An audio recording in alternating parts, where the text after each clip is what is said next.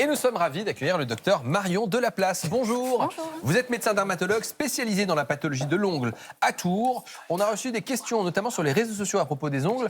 Mais on va faire un petit tour autour de la table. Les ongles, c'est quelque chose c'est un sujet de préoccupation. Ah oui, moi les miens toujours, c'est des checkpoints que je regarde moi chez les gens. C'est vrai, vous regardez les ongles? La tenue des ongles, ça parle beaucoup des ongles rongés, des ongles sales, ça parle beaucoup. C'est vrai, Ouais. vous observez pas mal. C'est vrai Les que ongles, les yeux, les fesses, c'est vraiment ce que je Fallait bien. c'était bien parti. C'est vrai qu'on oublie que l'ongle, c'est un vrai tissu, c'est un vrai, je veux dire, presque comme un organe en réalité. Alors oui, ça termine vraiment notre main. C'est là, ça a plein de rôles. Nous protéger, ça protège quand même les extrémités et on les malmène souvent, mais c'est un Et ils rôle sont censés nous protecteur. accompagner toute la vie normalement, parce que c'est vrai Ah qu'il y a oui. les ongles, mais ils évoluent dans le temps. On a les ongles de bébé, et puis il y a Oui, les ongles la d'enfant. qualité de l'ongle évolue dans le temps. C'est-à-dire qu'elle évolue dans le temps, mais dans quel sens elle se détériore quand même? L'enfant a vraiment un ongle mou, ça c'est normal et c'est vraiment physiologique. Après, on a un ongle qui est de plus en plus dur, de plus en plus normal, entre guillemets. Avec l'âge, tout se déshydrate, y compris la kératine, enfin de l'ongle, et donc il va devenir plus cassant, plus fragile. Parce que justement, l'ongle, on vous l'a dit, c'est un tissu vivant, un tissu avec plein de structures anatomiques. Alors, vous avez ce que vous voyez, tout simplement, c'est le plat de l'ongle, ça c'est plutôt classique. Vous avez le bord visible de l'ongle que vous avez tendance à couper ou à vous ronger. Vous avez cette zone intermédiaire qu'on appelle la lunule. Vous avez ici ce qu'on appelle la matrice qui permet à l'ongle de pousser durant toute sa vie, ce qui fait que même si vous cassez une morceau de l'ongle, tant que la matrice n'est pas touchée, l'ongle continue de pousser. Vous avez juste en dessous ce qu'on appelle le derme. Vous avez du tissu graisseux. Vous avez l'os. Donc ça veut dire qu'en cas de plaie de l'ongle importante, on peut également se faire une fracture. Vous avez le bout de la peau qui peut être le siège notamment de ce qu'on appelle d'envie. Donc quand on se ronge les ongles, docteur, finalement, quel est le problème? Parce que souvent, Donnel en parlait, on voit quelque chose d'assez inesthétique. Alors que normalement, on se dit on se ronge que la partie visible. Alors, il y a plusieurs problèmes en fait à se ronger les ongles. Alors, au problème esthétique, à la limite, pour moi, c'est pas un problème. En revanche, ce que vous voyez justement, le fait de ronger en même temps les petites cuticules, enfin la cuticule autour, peut amener des problèmes bactériens et notamment le panari le plus redouté. Parce que justement, quand on voit là ces petites cuticules là, pourquoi est-ce qu'on a ça? C'est parce qu'on s'est fait des petits traumatismes? Ah Ou- oui, c'est le fait. Alors, certains rongent uniquement l'ongle et d'autres rongent les petites peaux autour. Et ça, il ne faut pas le faire normalement parce que Alors, le risque, du tout. voilà, c'est ce qu'on a vu juste là. Ça, du coup, c'est un panari. Exactement. En fait, la cuticule a vraiment un rôle protecteur. Et d'ailleurs, dans la manucurie, quand on repousse les cuticules, on ne devrait pas le faire ou vraiment très doucement. Mais attendez, vous dites qu'il ne faudrait pas le faire, mais Et on a non. été au supermarché, on a Et acheté non. justement ces petits accessoires, ces Jetez-le à petits la badinets. poubelle. Alors attendez, on les a payés, on va quand même les montrer une première fois avant de les jeter. Alors, l'idée, donc on a un petit bâtonnet juste ici, et l'idée c'est de repousser tout simplement comme ça, là. C'est ce qu'on fait d'ailleurs avec les manucures. C'est pas bon ça? Non, c'est pas bon. Mais pourquoi c'est pas bon?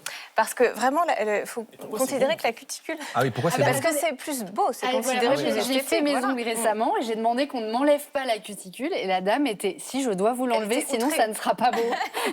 Non, alors, il faut considérer ça un peu comme un joint, si vous voulez. Ça a un vrai rôle dans l'appareil inguinal, ça protège l'appareil inguinal. Et ça va empêcher que tous les germes, tout ce que vous manipulez, que ce soit la nourriture, les solvants, tout ce que vous voulez, passe en dessous. Et surtout les microbes. Benabar, est-ce qu'on peut voir vos mains? Non, je plaisante, je vous laisse tranquille. Ah, ma chronique, t'as rien demandé dans ma chronique à Benavar. Hein. Ah bah non,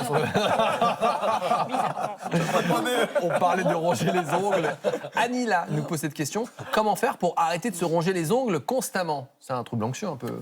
Oui, alors c'est vraiment de l'ordre même de la compulsion. Alors après, anxiété, je sais pas, mais en tout cas, Là, c'est du pas le trouble dermatologue qu'on voit, obsessionnel. c'est plutôt du côté Oui, du oui, oui. psy. Et puis, il n'y a pas une seule technique. Il paraît du Il faut le vernis. vouloir, je pense. Oui, il paraît, oui. Ouais, alors tous les onychophages, c'est comme ça qu'on appelle quelqu'un qui Onychophage. se ronge. Onychophage. Tous C'est les poé- c'est onychophages. poétique. Oui, c'est joli.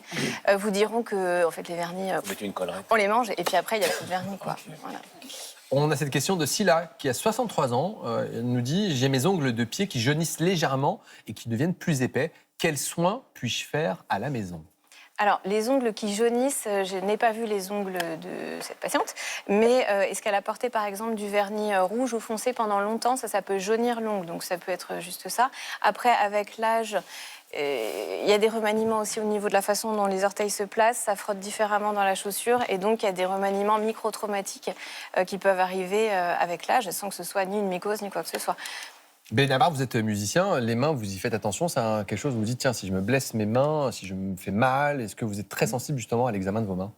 Non, mais oui, comme tout le monde, en plein de boulot, mais faire attention, ouais, un petit peu à ses Mais mains. jamais de bobo et c'est pas un truc qui. Bah, je fais attention, oui, mais pas plus Parce que ça. qu'au quotidien, est-ce qu'il y a des choses à faire en particulier? Parce que là, Benabar, il avait l'air étonné de ma question, en disant mais qu'est-ce qu'il me raconte celui-là? Parce que finalement, c'est simple de prendre soin de ses ongles, tout simplement. Il n'y a pas grand-chose à faire de. Alors, il y a une chose élémentaire, c'est protéger vraiment de l'eau.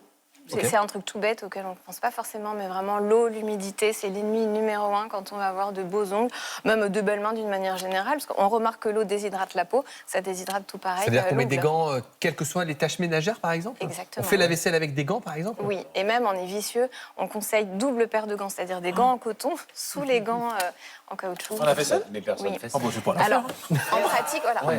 Après, On a un problème peut-être. on donne des recommandations. Non, mais ça, Oui, ne pas faire la dans la vaisselle vraie du vie, tout, dans hein, la vraie vie, on met des gants. Quand on a vraiment un problème de fragilité linguale, on en met une double paire, parce que ça macère un peu quand même dans les gants. Donc je décrète que je ne ferai plus jamais la vaisselle tant que je n'aurai pas cette double paire de gants. C'est une recommandation médicale.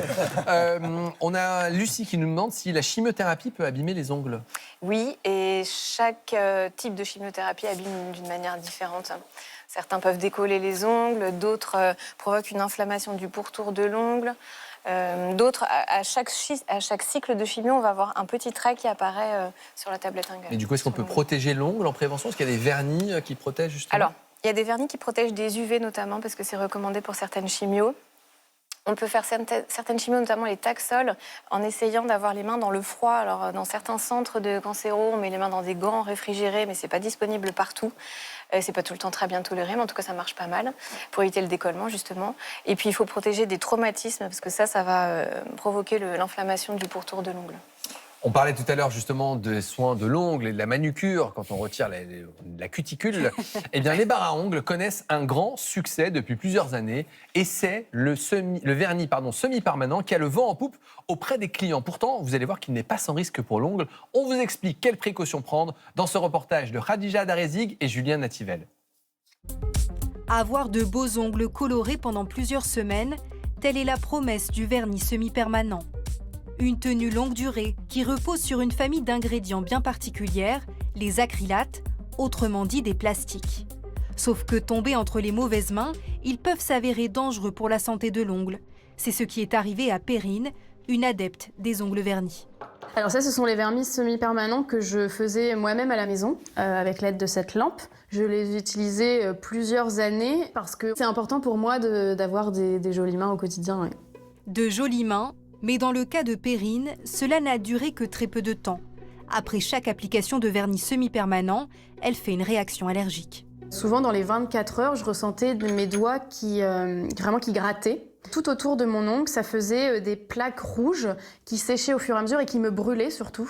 Et au fur et à mesure des jours, tant que je n'enlevais pas le vernis, ça se transformait en petites cloques. Là, ici, là, vous les voyez ici. Les petites pointes, les petits boutons blancs qui sont remplis de liquide. Et ensuite, ça s'assèche et ça gratte encore plus. Des symptômes qui lui gâchent son quotidien. Je ne pouvais pas toucher des choses acides comme des tomates. Si je coupais des tomates ou des crevettes ou des choses comme ça, en fait, je ne pouvais plus utiliser mes doigts. Pour soulager ces symptômes, Perrine a bénéficié d'une prise en charge dermatologique au CHU de Lille. Après un traitement à base de cortisone et l'arrêt complet du vernis semi-permanent, elle a retrouvé des ongles en bonne santé.